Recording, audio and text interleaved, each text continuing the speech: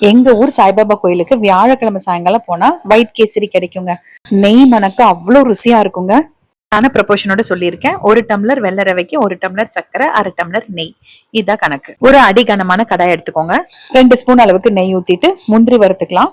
முந்திரி லேசா வறுபட்டதுக்கு அப்புறமா திராட்சை சேர்க்கணும். ரெண்டும் சேர்த்தோம்னா திராட்சை டக்குன்னு கரிஞ்சிரும், முந்திரி வறுபடாது. அதனால கலர் பவுடர் போடாம பண்றதுனால ஒயிட் கேசரிங்க, வேற ஒண்ணும் விஷயம் கிடையாதுங்க.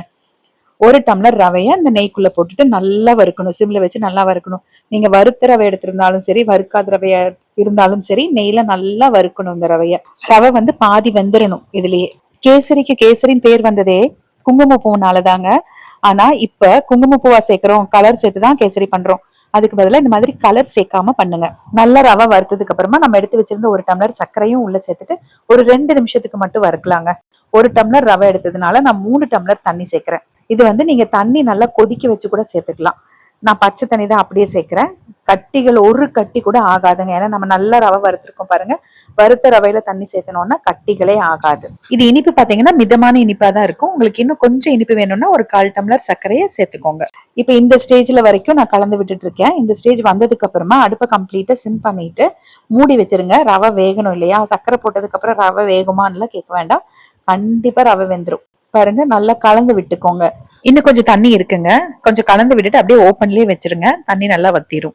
இது அப்பப்ப கலந்து விட்டா போதுங்க. தண்ணி பாருங்க நல்லாவே வத்திருச்சு. ஆரம்பத்துல இருந்தே அடுப்பு சிம்ல தாங்க இருக்கு. எப்பவுமே நீங்க அடுப்பை வந்து ஹை ஃபிளேம்ல வைக்க கூடாது.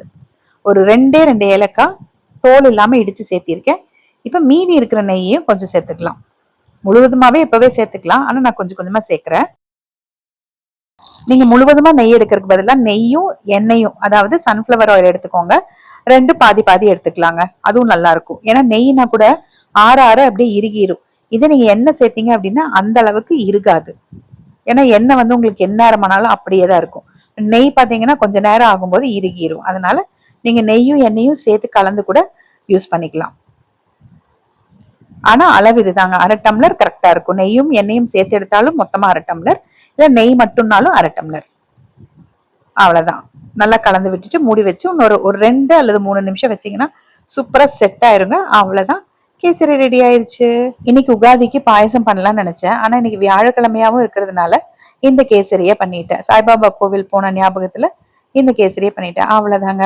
இது அந்த நெய்யோட கலர் தான் கொஞ்சம் லைட்டா எல்லோயிஷா இருக்கு. மற்றபடி நான் எந்த கலர் பவுடரும் சேர்க்கல. செம்ம டேஸ்டா நெய் மணக்க இருந்துச்சுங்க.